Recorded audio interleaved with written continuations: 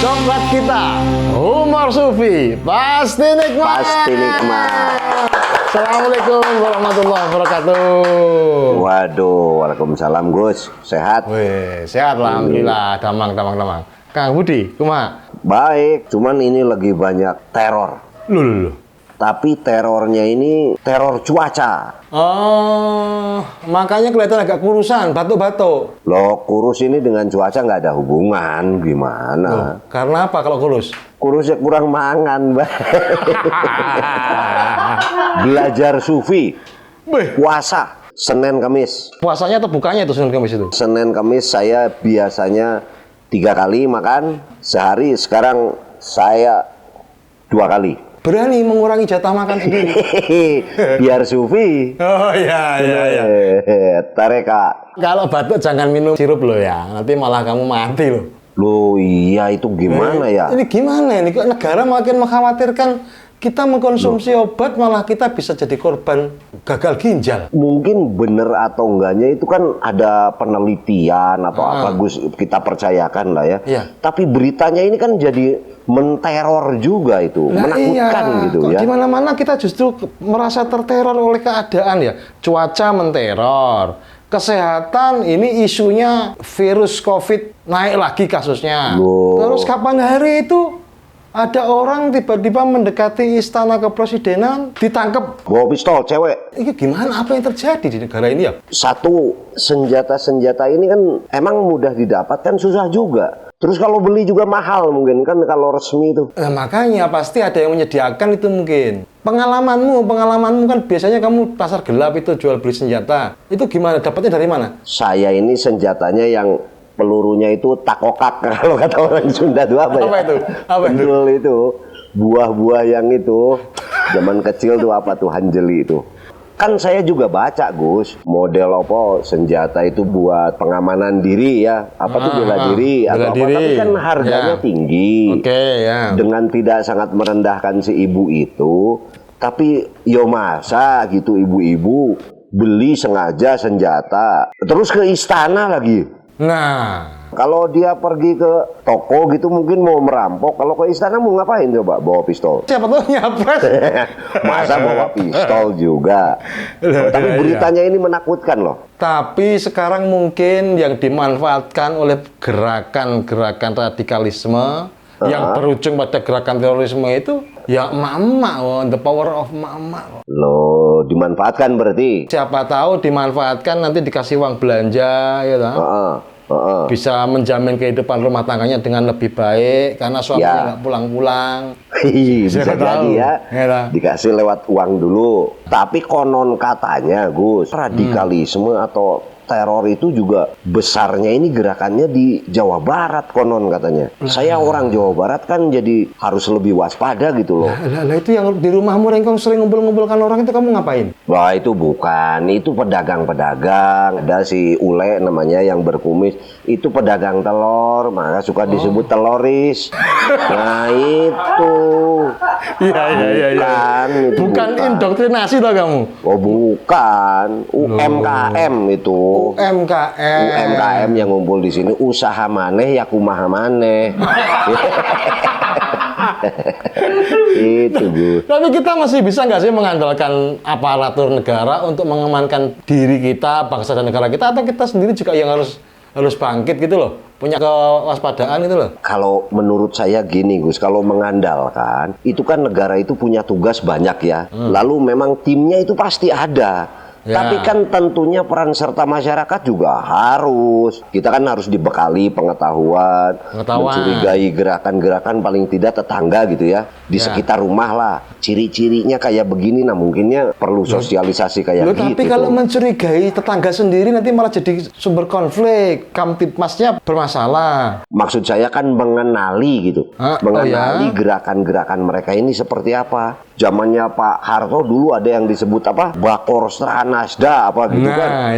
Badan koordinasi gitu, stabilitas. Itu kan masyarakat juga terlibat. Tapi sekarang Siskamling udah nggak jalan. Yang ada komplek-komplek di portal. Yang ada Lah, sekarang iya. jasa security, jasa satpam. Masyarakat sudah tidak mau terlibat, merasa sudah patungan, urunan uang, udah nggak mau tahu lagi. Iya, tapi kalau di portal itu kan juga bukan solusi, Gus, sebetulnya ya. Makanya kita harus curiosity toh, rasa ingin tahu, bahkan mencurigai gerak-gerik orang-orang yang kok aneh ini, kok Ya. pakai kebaya merah tapi kok bawa asbak. Nah, ini nih. Pak, ini saya bawa asbak, ditaruh di mana? Yo itu.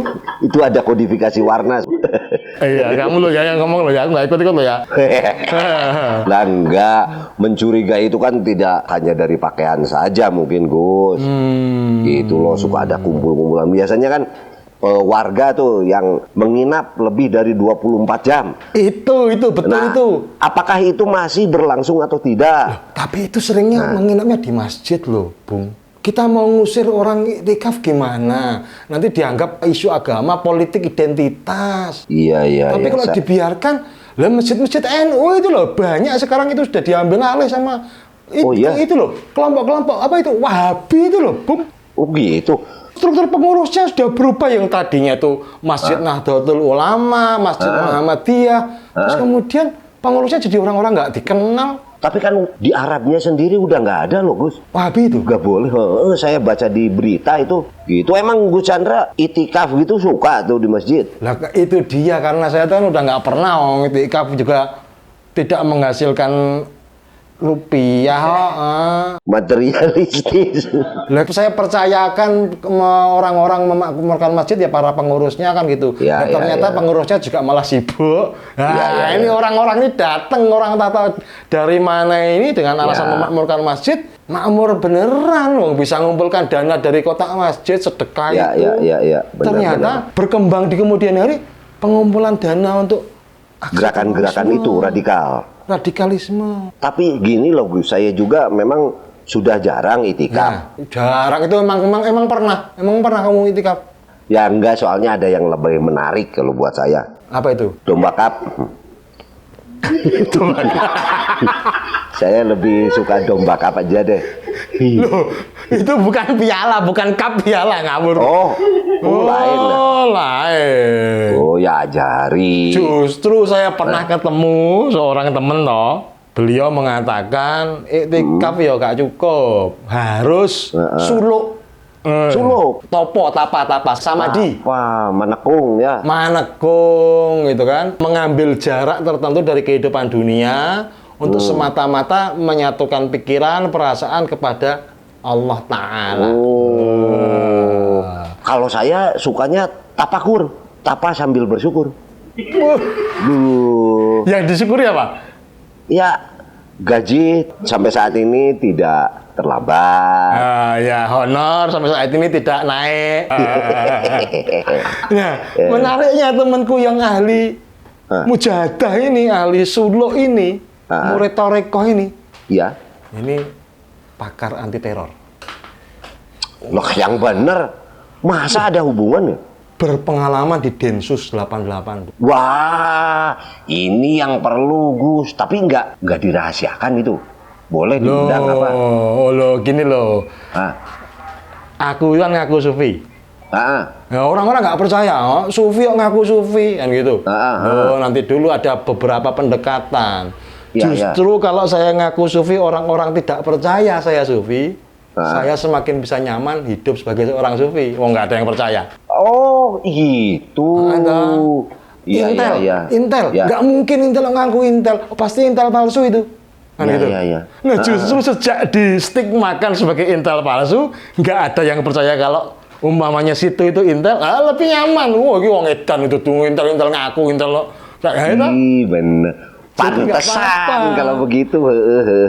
Ya. Saya kan ngaku Superman. Orang-orang nggak percaya. Biarin aja. Biarin aja. Semakin nyaman gitu. Semakin nyaman. Saya terbang kemana-mana. Orang nggak percaya. Oh, nggak mungkin Budio terbangan gitu. Nah, berarti nyaman saya. Rahasia terjaga. Waduh, hilang ya gambarnya. Aduh, Kontel.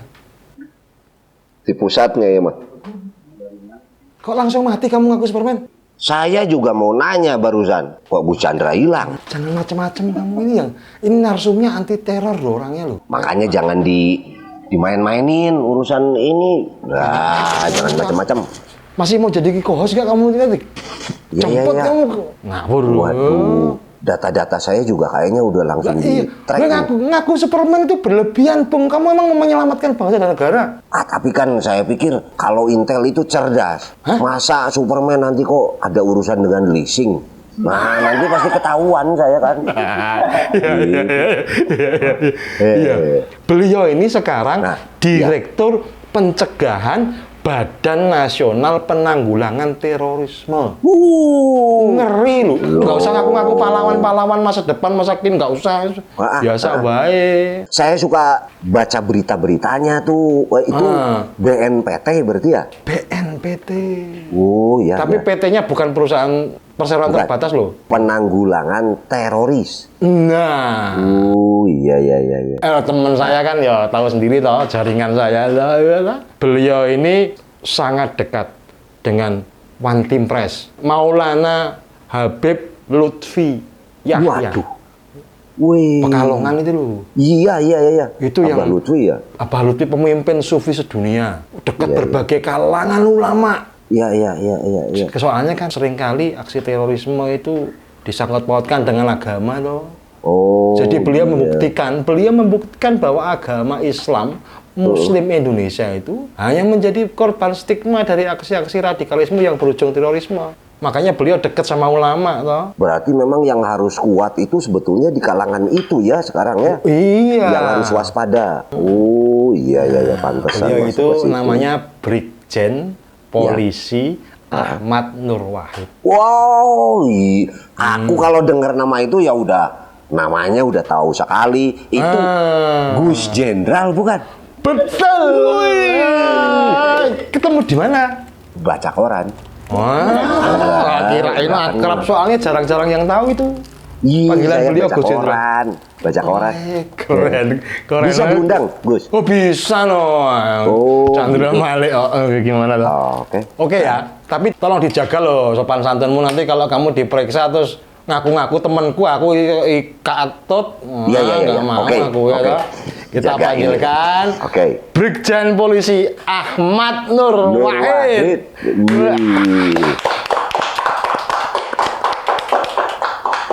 Assalamualaikum. Wah. Waalaikumsalam warahmatullahi wabarakatuh.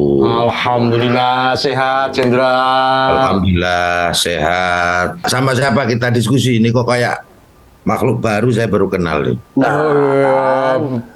Itu kan di persembunyian terus tuh Jenderal. Dia tuh menggiring opini massa untuk melawan Indonesia atau kok ngaku aja loh. Melawan Indonesia untuk apa? Kayak priayi Badui ya. Oh iya.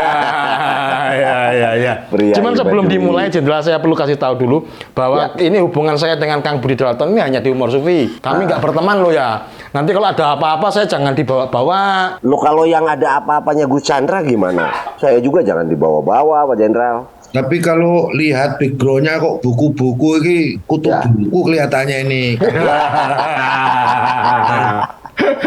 Ini Kang Budi. Koleksi Jenderal. Kang Budi ini kita tanya ke Ya. beliau. Siap. Awal mulanya kok bisa ditimbali Gus Jenderal lu? Nah, itu.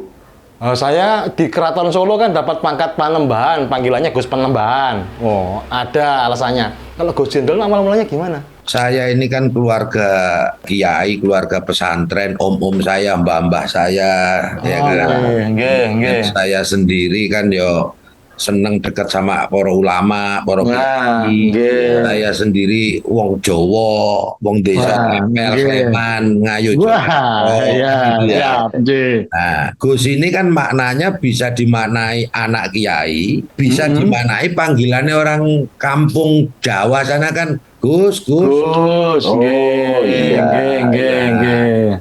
Kemudian karena saya kan Ahmad Nur Wahid, Ahmad Nur Wahid. ketika dipanggil Gus Nur, saya nggak terima. Karena Oh ini ternyata Gus Nur ini.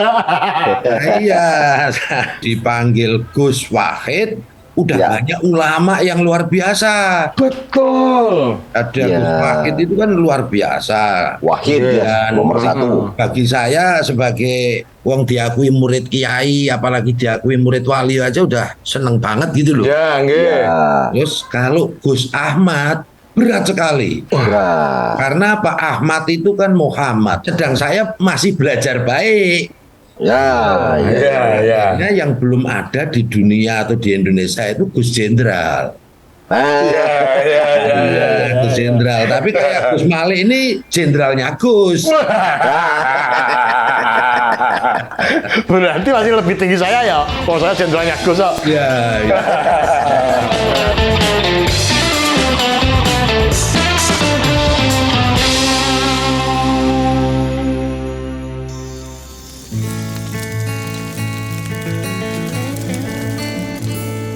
Jarum coklat saat tepat, saat melepas gundah hati.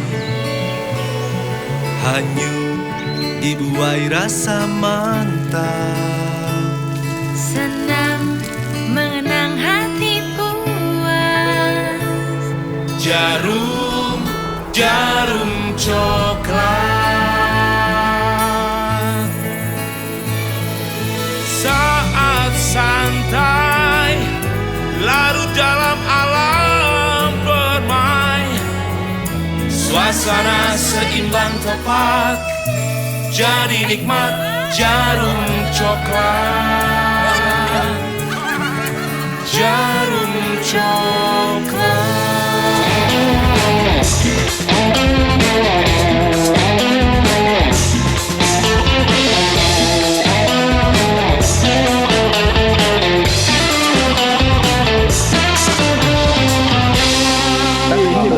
Karena aku dipanggil Gus boleh ngerokok ya. Wah, boleh Oh, loh. nggak apa-apa. Boleh.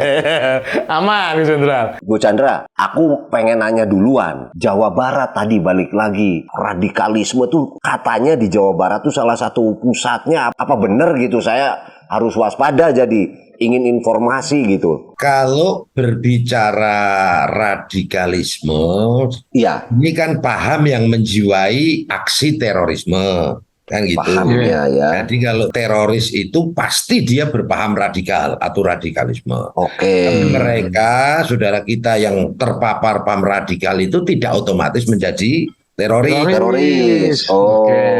Nah, terkait dengan Jawa Barat, Ya. karena yang pertama memang ada historisnya, ada sejarahnya. Oh. Dulu ketika tahun 49 50-an Iya, iya. itu ada pemberontakan yang namanya DITII, DITII. pimpinannya Betul. Pak Kartosuwiryo. Pak Ya. Kartosuwiryo, betul. Nah, Ya. yang ingin mendirikan negara Islam menurut Islam. versinya kan gitu. Ya, ya. Betul. Sehingga ketika almarhum ini sudah dihukum mati, tetapi ideologinya kan masih. Masih hidup. DITI-nya sudah tidak ada, tapi ideologinya mungkin masih ada gitu. Masih ada.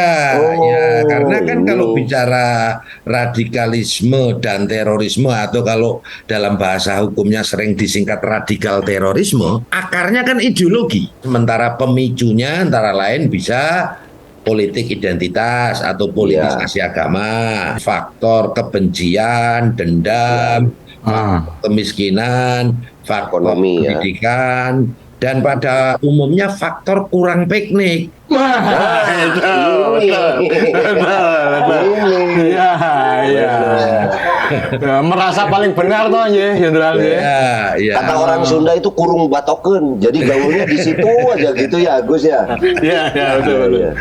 Iya. Nah, sehingga ada informasi langsung dari putra Pak Kartosuwiryo itu sendiri yang bernama Pak Sarjono Kartosuwiryo. Yang bersangkutan itu di hadapan Jenderal Purnawirawan Wiranto saat itu menjadi Menko Polkam. itu kan menyatakan bertobat ke NKRI atau Ya. bahasa saya tobat konstitusi kan gitu ya. Masa, ya, betul konstitusi. Nah, yang bersangkutan menerangkan ya memberikan keterangan bahwa pengikut DITII atau turunannya menjadi NII, Negara Islam Indonesia ini yang terdata sekitar 2 juta. Wih, banyak 2 juta. Besar Dan itu juga ya. tersebar luas di berbagai daerah dan sentranya atau mayoritas ada di Jawa Barat. Jawa Barat. Seperti itu. Itu yang Rengkong itu loh, Bud, pusatnya, Bud. Loh, itu rumah saya itu. Loh, kamu juga harus tobat konstitusi loh, Bud. Loh, saya ini NKRI juga kok. Itu katanya yang pernah mau mendirikan Sunda Expire itu. Wah, bukan. Itu beda lagi, beda versi itu. Oh, beda lagi, ya. Tapi itu menarik ya, dari tahun 50 sudah hampir 70 tahun yang lalu kok masih saja ada gitu ya. Kalau kemudian berubah rupa wujud menjadi gerakan yang mengatasnamakan demokrasi menjadi partai politik, gimana Gus Indra? Itu namanya takiyah. Jadi bersiasat untuk menyembunyikan jati diri maupun agendanya. Yang harus kita pahami dan dulur-dulur semua pahami bahwa terorisme itu bukan tujuan. Terorisme itu hanya sebagai alat propaganda untuk mencapai tujuan. Tujuannya adalah gerakan politik kekuasaan. Jadi gerakan politik kekuasaan yang menginginkan kekuasaan dan menginginkan berdirinya negara agama menurut versi mereka, ya, dan dengan cara memanipulasi, mendistorsi, dan mempolitisasi agama. Alah. Kamu waktu nawarkan aku itu kok katanya tujuannya untuk mendapatkan 72 bidadari, Bud. Oh, beda lagi. Itu janji cuman. Oh, janji. Janji belum tentu ditepati itu ya. Yang ingin 72 bidadari itu ya bagian daripada paham-paham yang diyakini oleh kelompok mereka. Ya, cuman anehnya kok pemimpinnya nggak berangkat duluan ya kalau memang ada ya. Itu kalau mereka ditanya, Ustadz, oknum Ustadz ya. Nah, kita tanya, kalau memang benar 72 bidadari dan diyakini syahid kalau amaliyah ya, melakukan bunuh diri ataupun melakukan aksi-aksi yang menurut mereka dengan diksi jihad ya. Nah, kalau memang bisa menjamin ahli surga kok nggak berangkat duluan atau ustadznya duluan kan? Ya. Nah, itu jawaban ngelesnya mereka. Kalau kami duluan, saya duluan, nanti siapa yang mempersiapkan kader-kader yang lain? Pokoknya orang yang terpapar paham radikal ini susah. Orang radikal sama munafik itu beda-beda tipis, Betty. Jadi kalau begitu terpapar virusnya langsung tiba-tiba goblok gitu ya, gitu. Jadi virus radikal atau virus ideologi radikal ini adalah virus yang berpotensi pada setiap individu manusia. Tidak melihat suku, ras, agama, tidak melihat bangsa, profesi, bahkan tidak melihat kadar intelektualitas seseorang. Jadi seorang jenderal, seorang profesor, seorang doktor, seorang ustadz, siapapun mereka, budayawan. Iya, kalau budayawan nanti kita bicarakan lagi. Kalau sudah terpapar virus ini, itu goblok mendadak betul. Kenapa? Karena virus ini kan penularannya tidak lewat droplet. Tidak lewat udara. Pendengaran, lewat penglihatan, kan begitu. Kenapa? Karena virus ideologi ini bisa merusak masa depan, merusak akidah, merusak akhlak, merusak toleransi, merusak kehidupan sosial, dan merusak keberagamaan maupun kehidupan berbangsa dan bermasyarakat. Tidak hanya mematikan satu orang saja anak bangsa, tapi bisa mematikan bangsa itu sendiri ya? Ya, merebaknya radikal terorisme yang mengatasnamakan agama ini cermin krisis spiritualitas dalam beragama. Jadi mereka itu kalau orang Islam nih, orang Islam itu kan meyakini ya bahwa rukun agama itu kan ada 3. Ya. Rukun iman yang 6, kemudian rukun syariat, fikih, yaitu rukun Islam yang 5. Baru puncaknya adalah rukun ihsan. Nah, ihsan ini kata Nabi, ini mohon maaf loh, ini kan karena saya bukan berarti saya kiai atau al ustadz ya kalau saya sidik ngerti kayak gitu. Karena memang yang lebih saya itu al polisi al densusi ya Kang. Ya. Cuman karena saya itu sering bergaul dekat dan sering minta doa syafaat para mursyid, para ulama, para awliya Allah sehingga kena sepleterane lah gitu. Ya. Lo dalil ya enggak apa-apa lo Gus Hendra. Dalil enggak apa-apa lo. Iya, karena memang kalau pakai dalil itu meyakinkan gitu. Wah, iya, betul. Nah, jadi ihsan ini kata Nabi, ketika kita beribadah, ketika kita berdoa, sholat, seolah-olah melihat Allah. Betul. Tapi kalau nggak mampu, ya yakin betul bahwa Allah itu selalu melihat kita, mengawasi kita, sehingga kita takut untuk berbuat maksiat dan terdorong untuk berbuat kebaikan, ya, nggih. karena sudah boleh dalil. Inna rahmatallahi qoribu minal muhsinin gitu. Sesungguhnya rahmat dan kasih sayang Allah itu ada pada orang-orang yang ihsan. Artinya orang yang berakhlakul karimah. Kenapa? Karena akhlakul karimah ini kan misi utamanya para nabi. Khususnya Rasulullah Muhammad SAW.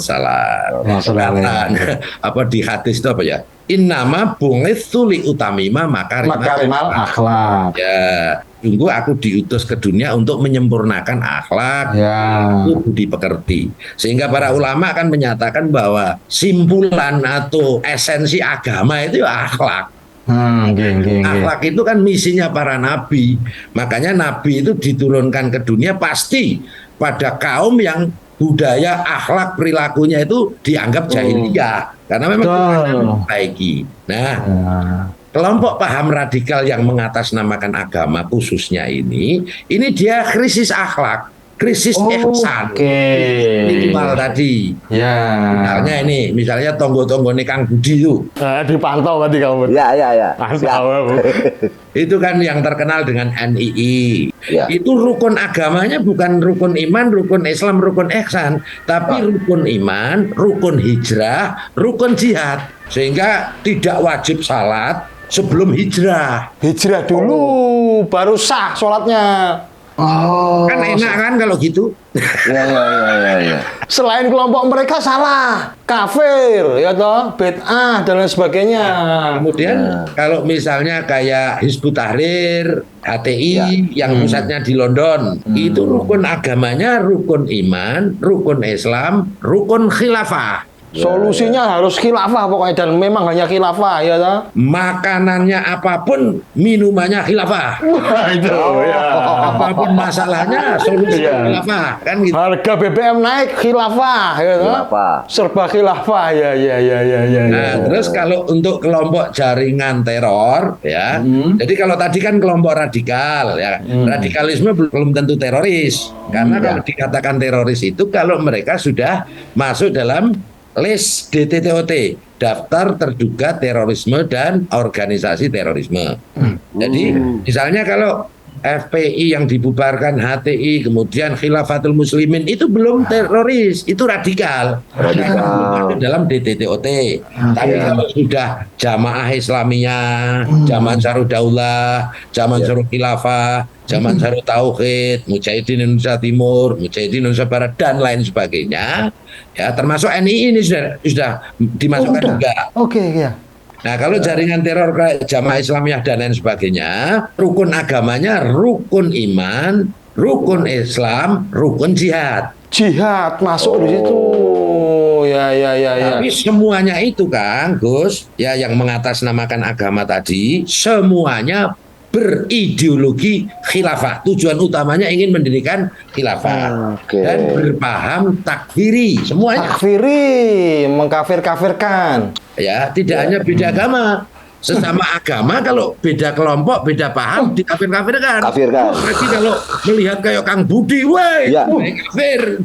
Kafir, ya. Kenapa mulai dari iketnya sudah bid'ah? Iya. Pakaiannya tidak syar'i kan? Wah, kena banyak kamu, Bud. Tidak mencerminkan ini Rasulullah katanya. Iya. Bentar, sebelum terlalu jauh saya mau nanya ke Budi dulu. Kelompokmu namanya apa? Bu, ditanyakan ke Gus Jenderal, siapa tahu masuk daftar. Kelompok motor kecil dibesar-besarkan. Kang Budi Dalton itu, beliau ngerokok, beliau seneng canda, apalagi bacakannya banyak, ya kan? Kemudian pergaulan sosialnya luar biasa luas. Itu insya Allah itu kelompok moderat. Insya Allah. Iya. Kita libatkan, kita jadikan mitra untuk memberikan vaksinasi secara ideologi. Itu Gus. Tak belani, tak belani. Tapi saya tidak terbuka gitu Gus. Nanti dulu ya. Ada lagi loh Gus Jenderal. Kemarin tuh beliau baru pulang dari London loh itu. Loh. Jangan-jangan berbaikat Toriko Britania. Ya, enggak. Kan nganter grup pang band. Tingkah lakumu dijaga loh, nanti dipantau loh, ada tukang bakso bawa hati loh.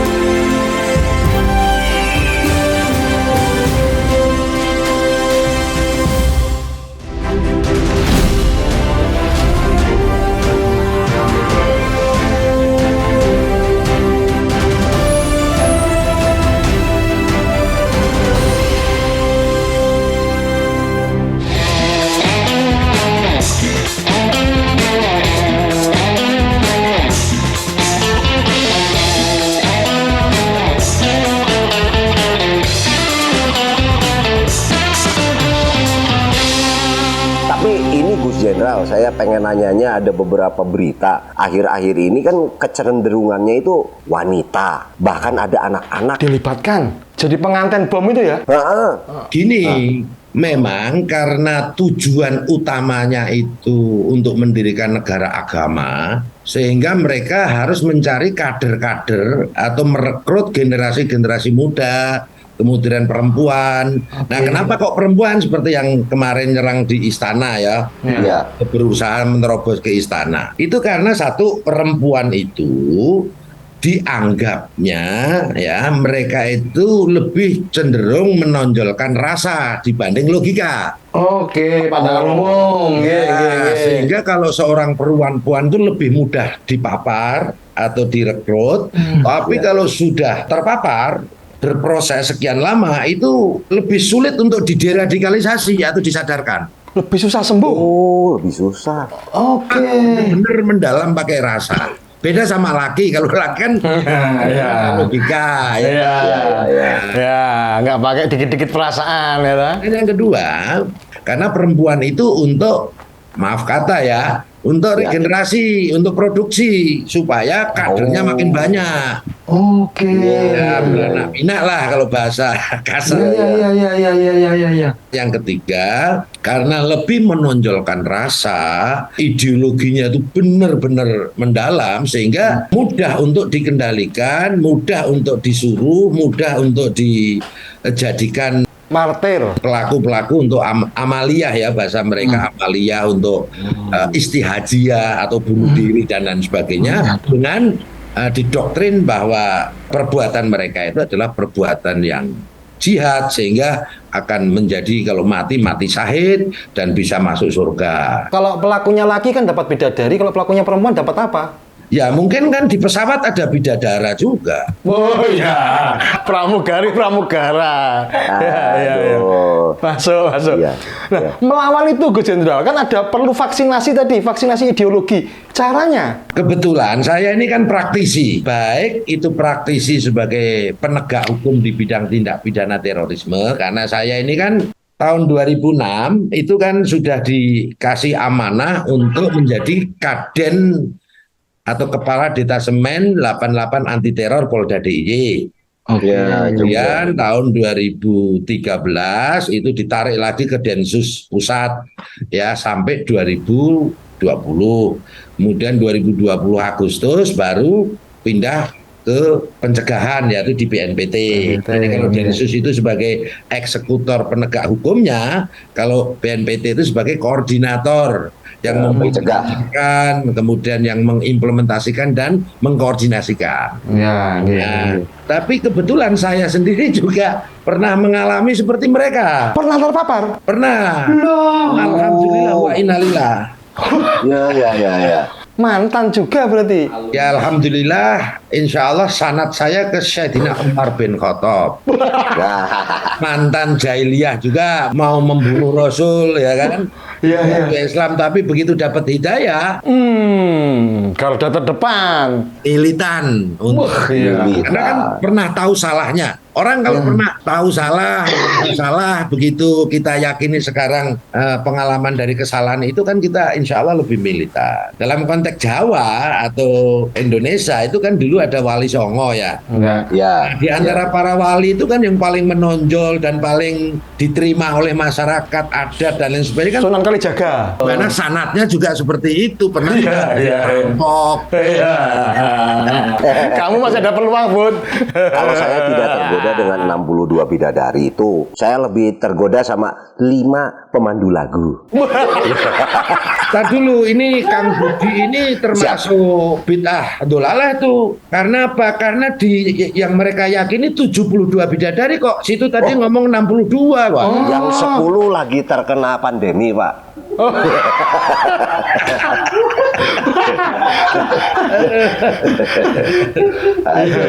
Jadi vaksinasi tadi wujudnya gimana, Gus? Alhamdulillah, karena pengalaman sebagai praktisi pernah mengalami fase ya waktu itu pangkat kapten saya.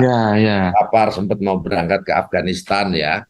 Berangkat dari situ, kemudian kami alhamdulillah sering dekat, sering berguru, bermursyid sama ulama, para aulia Allah, banyak dibimbing, banyak diberikan ini. Akhirnya kami padukan, ya.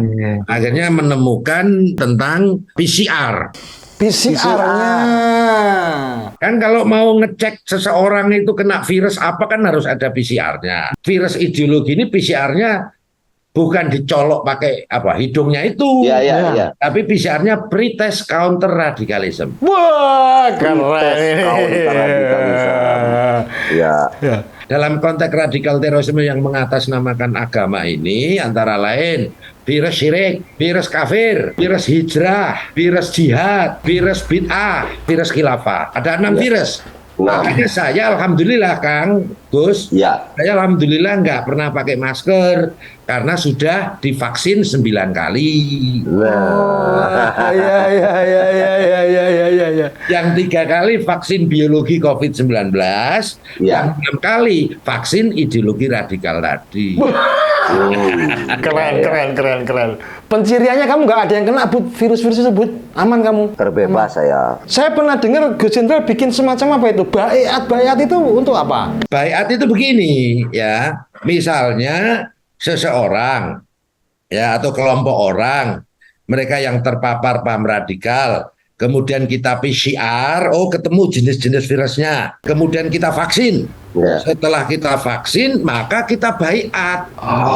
Ya, baiat kemana? Tadi taubat konstitusi. Kalau seseorang atau kelompok orang sudah bersih virusnya, kan butuh pengawasan. Di Indonesia ini yang terindikasi terpapar atau OTG virus-virus tadi itu ada 12,2% dari jumlah penduduk Indonesia. Besar juga tinggi, Bud. Wah. 12,2% dari 274 juta itu sekitar 33 juta. Sementara personel kami, perangkat kami kan terbatas. Sehingga kami juga harus melibatkan para ulama, stakeholder terkait, elemen-elemen di masyarakat kan dilibatkan.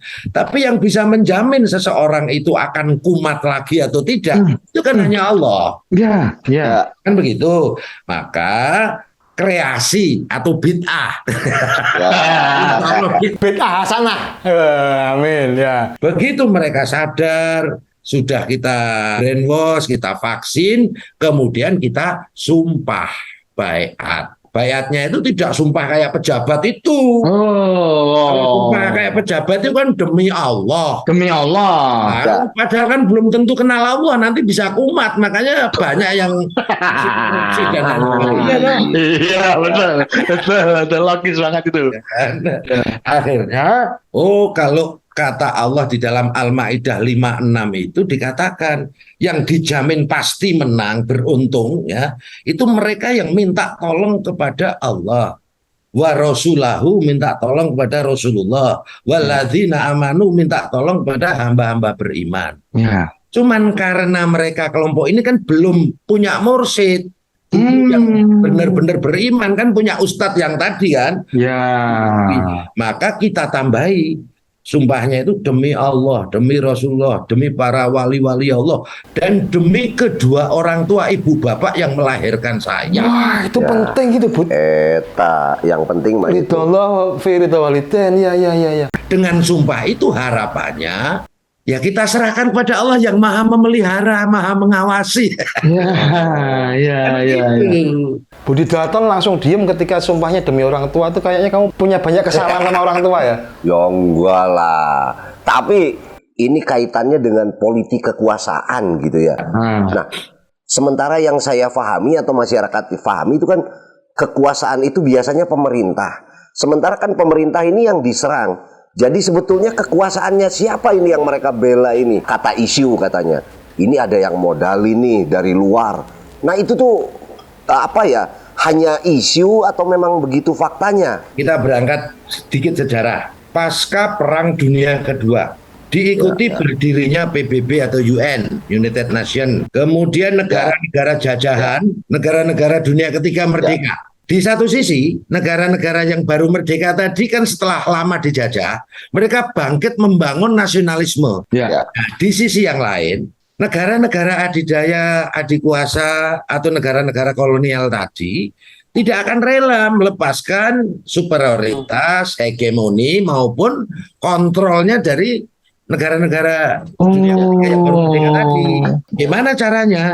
Membangun, ya, membuat, kemudian menyebarluaskan antitesa nasionalisme, kontra nasionalisme. Dengan ideologi transnasionalisme, liberalisme, kapitalisme, sekularisme, wahabisme, khilafahisme, komunisme, marxisme, leninisme. Contoh yang misalnya khilafahisme atau wahabisme lah ya. Ya.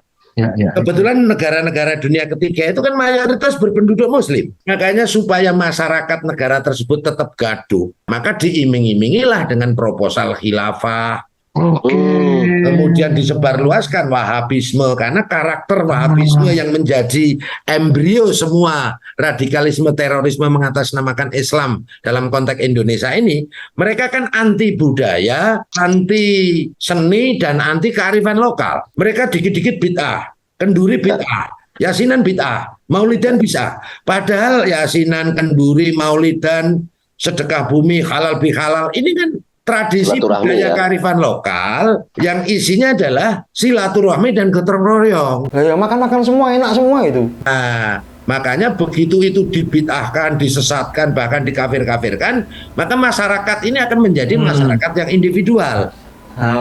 Kalau sudah individual, bisa diadu domba, sehingga negara-negara dunia ketiga tadi tetap gaduh, tidak sempat membangun, tidak maju, sehingga tetap ketergantungan sama itu dia. Ben, itu kenapa Ben? Kok begini terus Ben? Wah, Nah itu aku malah curiganya gini loh Kang Budi.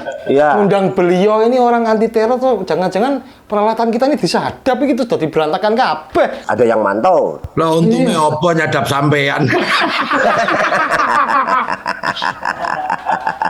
Ya itu. Wah. Loh, Ya. tapi Jenderal, tadi lanjut. Banyak sekali sekarang upaya untuk menjauhkan kita dari leluhur. Sejarah diobrak-abrik. Ya, Ini apa yang terjadi? Itu apakah bagian dari isme-isme tadi? itu yang sering kami sebut neokolonialisme. Tadi kalau zaman dulu sebelum merdeka kan kolonialisme konvensional itu dijajah. Ya. Tapi karena nggak boleh lagi penjajahan karena sudah ada PBB, Ya. ya kan? Kemudian negara-negara dunia ketiga mantan jajahan sudah pada merdeka. Sementara mereka kan tetap ingin ngontrol. Oke. Ya kan, supaya negara-negara bekas jajahan yang sudah merdeka tadi tetap ketergantungan sama mereka. Karena apa? Kebanyakan negara dunia ketiga tadi sumber daya alamnya luar biasa. Negara-negara adidaya adikuasa ini kan hanya menang ilmu pengetahuan dan teknologinya, kan begitu. Nah, neokolonialisme ini proxy war, proxy ideologi yang membuat Al-Qaeda siapa? Kan Amerika dulu untuk melawan Uni Soviet. Begitu Uni Soviet bubar, jatuh kan tetap itu eksis. Ya. Kemudian kata Hillary Clinton, Amerika ternyata yang mendanai ISIS, sempalan daripada Al-Qaeda. Dan kalau kelompok radikal misalnya Ikhwanul Muslimin, dulu pusatnya kan di Mesir. Begitu Presiden Nursi pimpinannya jatuh, kemudian pindah ke London, Inggris. Nah, kemudian Hizbut Tahrir, HTI yang sudah dibubarkan, kantor pusatnya juga di Inggris, London. London juga. Kemudian Ahmadiyah, ya, yang oleh MUI disesatkan. Kalau saya nggak berani menyesatkan. Ya. Nah, itu kantor pusatnya juga di Inggris. Kemudian teroris separatis KKB yang di Papua sana, itu juga kantor pusatnya di Inggris, London. Bahkan pimpinannya Benny Wenda juga menjadi warga negara Inggris. Kemudian kalau terkait Syiah, radikal yang ekstrim, yang anti sahabat, makanya disebut Syiah London karena kantor pusatnya ada di London.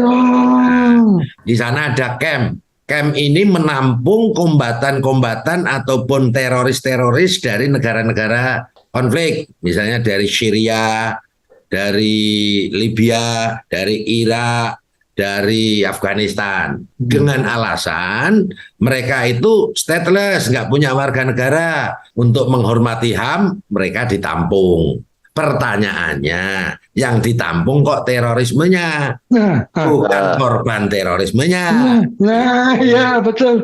Makanya ada istilah khilafah Britania. Karena London semua itu. Ini dari perspektif intelijen loh ya. Nggih. Ini semua adalah wujud daripada new kolonialisme. Real ada, ya, karena ini akarnya ideologi. Tetapi itu tadi tetap ini bagian daripada grand design atau geopolitik global. Makanya sebenarnya bahwa tidak ada kaitannya terorisme dengan agama apapun. Karena tidak ada satupun agama yang membenarkannya. Betul, nggih. Makanya sering saya sebut juga bahwa terorisme mengatasnamakan agama, khususnya yang mengatasnamakan Islam, apalagi ya kan, ini adalah fitnah bagi Islam. Karena memang bertentangan dengan nilai-nilai luhur Islam yang mewajibkan rahmatan lil alamin, ya, mewajibkan akhlakul karimah, mewajibkan berbudi pekerti luhur, mewajibkan persatuan, perdamaian, hubul waton minal iman.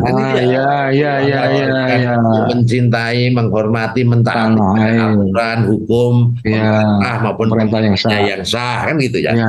Tetapi harus kita sadari, radikalisme terorisme yang mengatasnamakan agama ini memang keterkaitannya sama oknum umat beragama yang salah dan menyimpang dalam memahami agama. Oknum ya? Oknum. Dan ini biasanya didominasi oleh oknum umat beragama yang menjadi mayoritas di suatu wilayah atau di suatu negara. Oh, malah mayoritas. Nah, kebetulan di Indonesia ini kan mayoritas kan Muslim. Semua teroris yang kami tangkap, kami proses hukum itu KTP-nya Islam. KTP-nya Islam, saya nggak berani mengatakan Islam karena Islam yang saya yakini nggak seperti itu. Kalau kita bicara radikal terorisme di Papua sana ada separatis KKB itu kan, nah itu otomatis pelakunya oknum yang beragama Kristen karena di sana mayoritas Kristen. Kemudian terorisme yang dulu itu di mana itu? Di New Zealand. Dekat mana itu? Bandung ya? New Zealand. Bandung jauh dari mana-mana.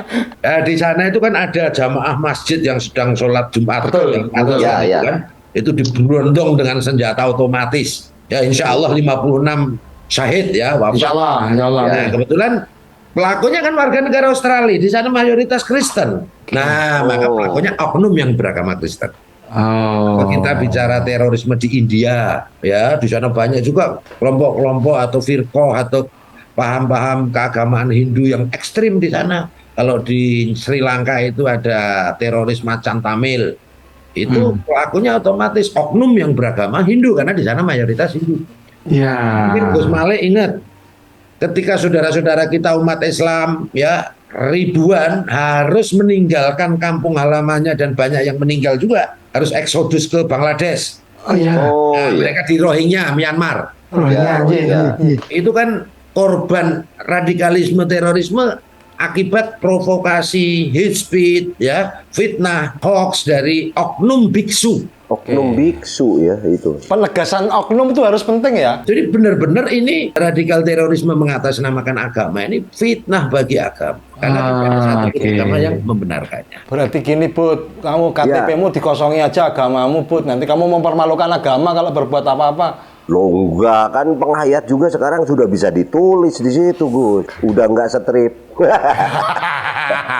Aku belum pernah dengar nih ya, terorisme yang dari penghayat kepercayaan. Jangan pernah ada. Nanti saya coba deh. Enggak lah.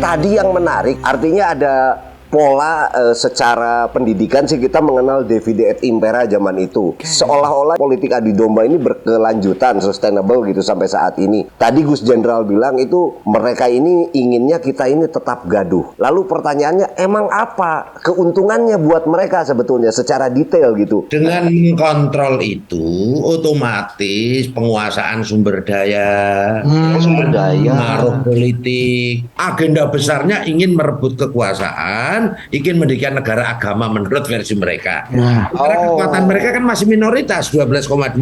Maka mereka melakukan strategi untuk akselerasi atau mempercepat agenda mereka dengan mengadu domba. Mengadu domba di antara anak bangsa dengan membangun paradigma intoleransi melalui isu-isu SARA, isu Islamofobia, termasuk isu-isu yang lain. Politik identitas. Politik identitas itu pemicu utamanya adalah politisasi agama. Makanya para ulama yang tergabung dalam konferensi internasional yang dulu di Mesir sama di CES-nya kan, itu mendefinisikan radikalisme Islam atau ekstremisme Islam ini adalah paham yang dibangun di atas manipulasi dan distorsi agama. Mereka sering klaim kebenaran, memanipulasi ayat-ayat untuk kepentingan politiknya, kemudian mendistorsi. Contohnya begini, mendistorsi itu. Masyarakat itu sering didoktrin begini, ideologi Pancasila atau ideologi Islam.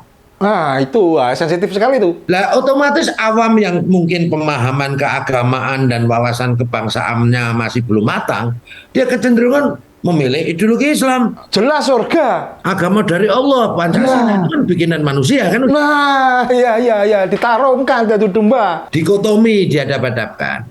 Nah, padahal itu yang namanya distorsi agama. Makanya vaksinya itu dikasih informasi aja. Apakah Islam itu ideologi atau agama?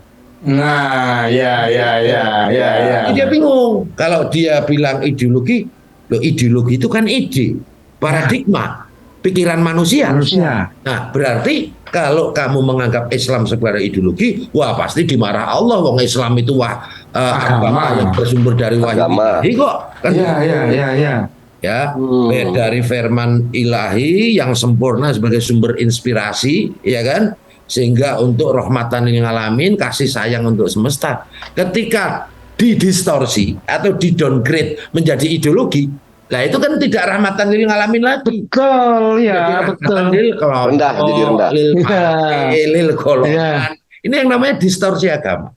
Kadang begini ya, katakanlah oknum profesor atau jenderal sekalipun ya, dan kognisinya bagus, ilmu pengetahuan dan teknologinya bagus, tetapi ketika terkait dengan ideologi radikal tadi, karena pahamnya sudah takfiri, sehingga di dalam memahami agama, memahami kehidupan, tidak menemukan aspek spiritualitas atau substansi. Krisis spiritual. Makanya ini krisis spiritual. Misalnya contoh begini, kadang-kadang mereka itu gini ya, Tuhannya orang Islam sama Tuhannya orang kafir itu berbeda atau sama? Maka kecenderungan mereka pasti berbeda. Nah, sekarang gini, menurut antum, nah ini pakai bahasanya kan antum, anti macam-macam kan? Yang menciptakan orang beriman, orang Islam dengan yang menciptakan orang kafir, iblis, itu Tuhannya sama atau beda? Nah, itu baru bingung dia. Nah, betul. Loh, berarti kalau antum menganggap Tuhanmu sama Tuhannya orang kafir berbeda, berarti syirik nggak sadar. Itu namanya virus syirik. Iya. Menyekutukan Tuhan, kok Tuhan ada lebih dari satu kan gitu ya? Kok Tuhan beda-beda gitu toh? Ya. Loh, apakah mereka tahu kalau ini sebenarnya ideologi proksi yang disebarluaskan untuk mengadu domba? Itu kalau dalam COVID-19 itu kan dibagi 3 tuh. Mereka yang masih sehat belum terpapar tapi tetap potensi terpapar, itu diberikan vaksinasi supaya imun. Mereka yang sudah terpapar tapi belum akut, ya kan? Itu sering disebut OTG. Orang terpapar tanpa gejala, ya. Mereka yang sudah akut, sudah bengek, sudah mau mati, baru diopname, kan gitu. Virus ideologi radikal ini juga begitu. Yang masih moderat, masih baik, karena tetap potensi terpapar meskipun dia akademisi sekalipun, ya kan? Kita berikan vaksinasi ideologi. Apa itu vaksinasi ideologi? Dengan Islam yang wasatiyah, dengan aswaja, ahlus sunnah wal jamaah, dengan nilai-nilai tasawuf. Karena mereka kan anti tasawuf, anti torekoh, anti tawasul. Kalau pengen ketemu Tuhan itu ngapain harus pakai lewat ulama, ngapain harus pakai tawasul, langsung pada Allah. Langsung. Ya. Makanya banyak yang tenggeng gitu loh. Nah, itu pernah suatu ketika sahabat saya kebetulan lulusan Madinah ya, kembali ke Indonesia kan telepon-teleponan. Udah, waktu itu saya masih di Densus. Gini, Ustadz, antum ini aja langsung aja nanti masuk ke Baharkam ya, kemudian masuk ke gedung TNCC, saya di lantai 5 langsung aja. Lah, akhirnya beliau langsung di stop propus. Pasti itu. Di stop propus, apalagi tidak semua polisi kan paham tentang radikalisme terorisme. Dia melihat kan stylenya aja, ini stylenya, wah kayak pakaian-pakaian teroris kan, itu pakai itu kan.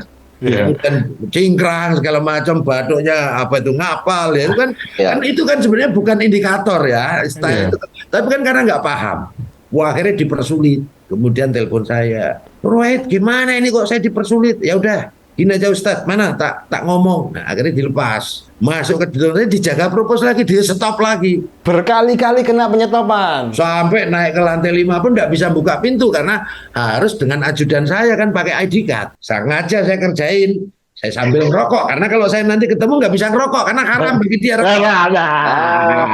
Rokok dulu kan, tapi saya lihat di CCTV udah merah itu kan, udah dongkol itu kan. Kata juga saya. Akhirnya langsung saya persilahkan masuk, akhirnya rangkul-rangkulan, tapi mereka bawa Nur gimana? Aku mau ketemu kamu aja setengah mati susahnya. Nah ini momen. Kan? Nah ini Ustadz, antum mau ketemu anak yang notabene sahabatmu, yang notabene manusia aja, harus tawasul 4 kali, kok antum anti tawasul? Ya kan? Ketemu Tuhan. Mana saya bilang? Udah nggak usah dibahas itu. Akhirnya 1 bulan lebih lah ya, kurang lebih, karena tetap dia stay di Indonesia. Akhirnya Itu langsung telepon, Ruwet, kamu di mana? Nganggur nggak? Ya saya ada kebetulan nggak ada kerjaan gitu ya, sudah aman, kondusif ya. Boleh mendampingi saya. Lu memang kemana, Ustadz? Aku mau ceramah diundang Maulidan. Waduh, alhamdulillah sudah mau. Maulidan. Berarti udah ganti tawasul ya. Iya, vaksin berhasil. Kemudian mereka yang 12,2% tadi OTG, orang terpapar tanpa gejala. Dan kita belum bisa menindak secara hukum ini. Karena hukum kita baru yang mereka sudah Melakukan perbuatan.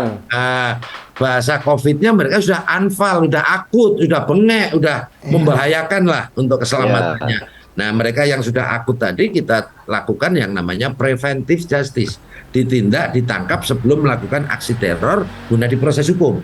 Nah, tetapi yang OTG tadi yang 12,2%. Nah, kalau COVID kan harus isolasi mandiri. Ya, isoman. Nah, kalau ini ya kita kontra radikalisasi. Melalui kontra narasi, kontra propaganda, kontra ideologi terutama di dunia maya. Kenapa? Karena penularan virus ideologi radikal ini kan tidak lewat droplet, tapi lewat pendengaran dan penglihatan, terutama lewat handphone, lewat dunia Sosmed. maya. Oh iya. Ini pentingnya peran serta para penceramah, para kiai, para ustadz, para habaib yang moderat, yang aswaja, Ahlussunnah wal Jamaah, yang cinta Pancasila dan NKRI, yang hubul watan mintal iman, untuk masif dan menjadi buzzer perdamaian guna memvaksin mereka. Budayawan juga, Gus Hendra. Iya. Penting karena seringkali yang berhadapan-hadapan langsung juga kan para budayawan merasa terganggu. Wayang kulit diganggu, ya toh? Kesenian-kesenian juga Kang Budi ya. Iya. Salah satu pengganggunya gerakan-gerakan radikalisme berujung terorisme itu. Mereka itu juga sudah menjalani atau mengembangkan strategi yang namanya strategi tamkin. Tamkin itu maknanya mengambil pengaruh atau penguasaan wilayah. Atau kalau bahasa kerennya infiltrasi. Ya, termasuk di ormas, termasuk di itu kelompok-kelompok Kemana-mana. ya, atau kelompok-kelompok motor dan lain sebagainya. Pertama mereka militan mengkoordinir nggak ini, ayo kita jalan-jalan, ayo kita ini, terus sholat berjamaah. Nah, itu kan bagus kan? Soft, mereka menyebarkan virus. Misalnya begini, ya kita sekarang motoran nggak apa-apa, baik. Yang penting kita sholat berjamaah, nanti zikir berjamaah. Nah, saat-saat itulah virus-virus tadi secara pelan dimasukkan. Salah satu contoh misalnya, Iya. mereka biasanya mensalah tafsiri dalil tentang bid'ah. Kulu bid'atin dolalah wa kulu dolalatin finar. Bahkan bahwa semua bid'ah, sesuatu yang tidak dilakukan Nabi itu adalah bid'ah. Ya, dan bid'ah itu menuju kesesatan dan menuju ke finar, neraka. Ya. Orang kan pelan tapi pasti akan ke bawah, ya kan? Akhirnya memunculkan eksklusif. Kalau sudah eksklusif, maka mereka akan intoleransi terhadap keragaman maupun perbedaan. Ya. Kalau sudah eksklusif, intoleransi ini naik menjadi radikalisme. Kalau nanti mereka terpicu oleh kekecewaan, kebencian, dendam, politisasi agama, maka bisa berujung kepada aksi terorisme. Tapi klub motor besarnya Kang Budi ini aman, Gus Jenderal. Karena nggak ada sholat jamaahnya. Ada hal yang harus digarisbawahi ini ya. Strategi mereka itu persis strateginya kaum kolonial. Satu, kaum kolonial dulu dan dilakukan oleh kelompok-kelompok murabi atau ideolog atau oknum ustadz ya, mereka itu. Mereka membiaskan, menyimpangkan, menghilangkan ataupun menyesatkan sejarah bangsa. Sehingga jati diri, kehormatan diri, kebanggaan diri sebagai bangsa pudar. Sehingga kita ini dulu bagian daripada Turki Utsmani. Nah, Oke, ya.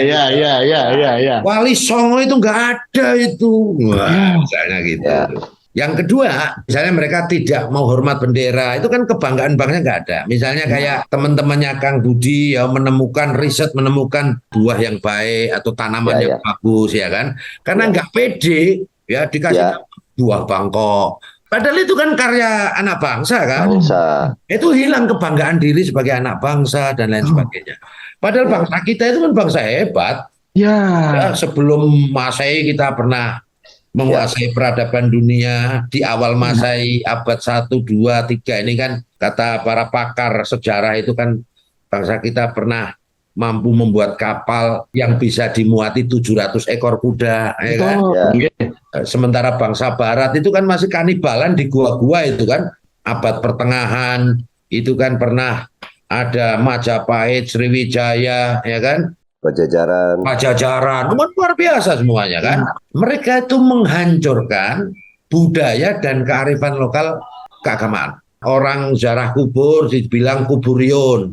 Oh ya, ya. Anti yasinan, anti tawasulan, anti maulid, anti kenduri. Padahal itu kan untuk menyatukan bangsa Indonesia yang sangat beragam, yang sangat plural ini kan.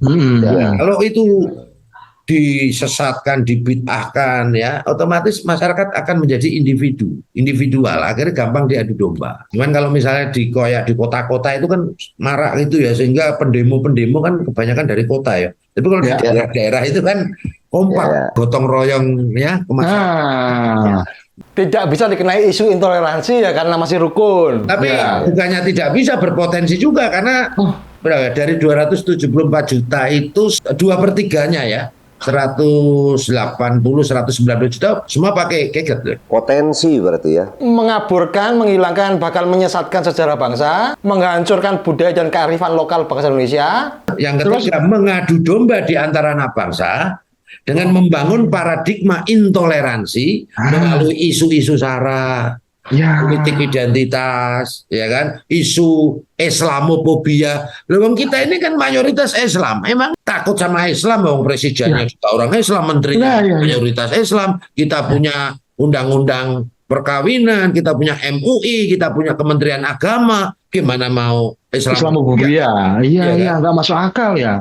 Nah, mereka-mereka yang menggelorakan Islamofobia itu ya indikasi kuat OTG tadi. Oh, indikasi kuat ya. OTG. Nah, OTG itu apa? Tempatnya Kang Budi banyak dulu yang melakukan yang OTG dan melakukan demo ya. Ya. Itu kalau di dalam Al-Qur'an sudah diingatkan oleh Allah di dalam surat 2 ayat 12. Ya, jangan disambung loh. Nah,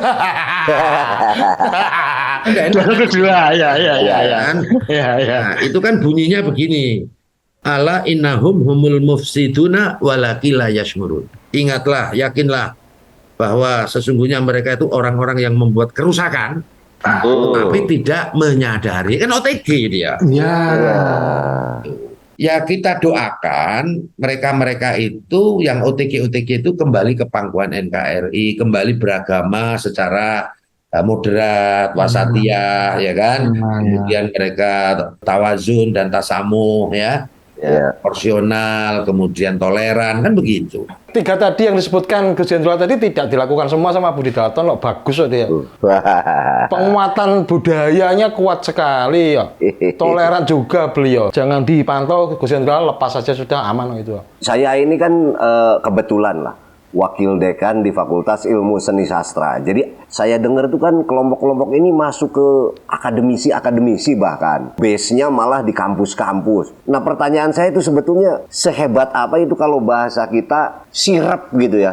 Atau hipno, apa sih yang dilakukan kok bisa sampai tadi disebutkan jenderal juga ada yang ke bawah gitu. Saya ini waktu pangkat kapten, dulu kapten belum AKP ya, masih ABRI kan tahun 96.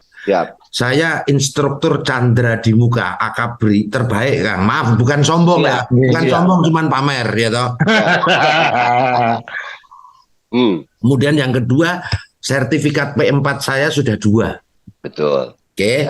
Artinya kenapa bisa terpapar? Mereka membentur-benturkan agama, budaya, agama, nasionalisme, agama negara. Sekarang logikanya gini kan. Wawasan kebangsaan, nasionalisme kan ditanamkan ketika mungkin kita sekolah. Sementara nilai-nilai agama itu kan mulai dari kandungan kan. Ketika dibentur-benturkan itu kan bahaya sekali gitu loh. Makanya dari dulu saya selalu mengatakan bahwa penanggulangan radikalisme dan terorisme ini hanya bisa tuntas ketika pola-pola pencegahannya dilakukan dengan pendekatan agama, nggak bisa yang lain. Ya kan? Misalnya kayak saya menanamkan nilai-nilai kebangsaan dengan pendekatan agama. Misalnya, Pancasila ini mempersatukan bangsa Indonesia. Pendekatan agamanya karena semua sila-sila dalam Pancasila itu perintah Allah dalam Al-Quran. Ada dalilnya. Melawan Pancasila, melawan Allah, karena itu adalah substansi daripada. Ini yang dulu waktu P4 nggak pernah ditanamkan. Ini jujur Pancasila, sehingga generasi muda kita yang wawasan kebangsaan dan keagamaannya masih tumbuh dan berkembang, masih terbatas. Ketika dibenturkan itu, milih mana kamu? Pancasila atau Al-Quran, milih mana kamu, membela Islam atau membela NKRI? Membela Islam pasti masuk surga. Bagaimana coba? Justru kita harus meletakkan tanggung jawab pada masing-masing diri kita sebagai perawat penjaga Pancasila. Suatu ketika saya sering berkunjung ke negara-negara konflik. Nah, kebetulan saya ketemu dengan para pengamat politik, pengamat intelijen, pengamat teroris ya. Ini mereka bertanya kepada saya. Dan pertanyaan itu menyakitkan sekali ya. Tempat Anda itu kok belum konflik ya? Gitu nanya Gus. Iya. Dan saya tidak marah karena memang itu sesuatu yang rasional. Sulit untuk menjelaskan secara ilmiah, secara argumentatif ya. Bangsa kita kok belum konflik. Itu sulit. Ya. Kenapa? Ini gambarannya begini. Bangsa Arab itu kan satu suku bangsa, satu bahasa, satu agama. Bisa dikonflik, bisa dipecah menjadi 21 negara. Bangsa Eropa ini hanya 2 atau 3 etnis suku bangsa, bisa dipecah menjadi 27 atau 30 negara. Apalagi sekarang mau nambah lagi tuh perang sama Rusia. Kemudian Afghanistan itu hanya 6 atau 7 etnis suku bangsa. Konflik sampai sekarang nggak beres-beres, nggak rampung-rampung. 9% agamanya Islam. Nah, bangsa Indonesia ini kan 1.300 suku bangsa lebih. Bahasa lokalnya dalam catatan itu ada yang mengatakan 1.000 lebih, ada yang mengatakan 700 lebih. Kemudian agamanya paling banyak. Ada Islam, Hindu, Buddha, Konghucu, Katolik, Protestan, kan begitu. Penghayat kepercayaan, ya kan macam-macam penghayat kepercayaan. Kalau nggak salah firqohnya ya banyak kelompoknya juga. Kalau di daerah saya itu ada Darmo Gandul, Gandule Mbah Darmo. Ini guyon. Kalau di Sunda kan ada Kapitayan dan lain sebagainya. Saking banyaknya sehingga negara Indonesia ini tercatat atau dikenal sebagai negara yang memiliki potensial konflik terbesar di dunia. Tapi faktanya masih aman. Kan orang bingung jadinya. Iya kan, para pengamat tadi kan bingung. Akhirnya bertanya ke saya seperti itu. Maka saya jawab, insya Allah bangsa kami tidak bisa dipecah belah. Amin. Tidak bisa dikonflik. Kenapa? Karena bangsa kami, negara kami adalah sepotong tanah dari surga yang dijaga oleh wali-wali Allah. Saya bilang, Masya Allah, ya Allah, ya, setuju itu Gus. Luar biasa. Tapi mereka nggak percaya, apa itu wali-wali Allah, kan nggak ngerti. Saya bilang wali-wali Allah itu kekasih-kekasih Tuhan, mereka kaum spiritualis ya. Mereka yang doanya insya Allah tembus sampai ke langit. Nah, para beliau itu berkumpul saat itu, saya bilang gitu kan. Ya, terdiri para ulama, tokoh agama, tokoh bangsa, tokoh nasional yang dipimpin oleh Bung Karno. Merumuskan Pancasila yang digali dari nilai-nilai luhur agama dan budaya Nusantara sehingga mampu mempersatukan pluralitas kemajemukan bangsa kami yang sangat heterogen tadi. Masya Allah, itu anugerah besar sekali kita memiliki Pancasila. Gus Jenderal luar biasa, ini obrolan kita tidak akan beres nih. Ini sayangnya kan terganggu terus nih, nggak tahu kenapa kok zoomnya mau mati terus itu. Itu sedekahnya kurang itu perusahaannya. Ya, nanti saya WhatsApp nomor rekening kalau begitu. Nanti gini Kak Gus, nanti untuk tahun depan kita programkan dengan BNPT lah. Siap. Wah, insyaallah, amin. Matur nuwun sehat, Gus Jenderal, sehat walafiat. Berjuang bersama-sama menjaga negara kesatuan Republik Indonesia. Assalamualaikum warahmatullahi wabarakatuh. Terima kasih banyak. Merdeka. Masya Allah, alhamdulillah.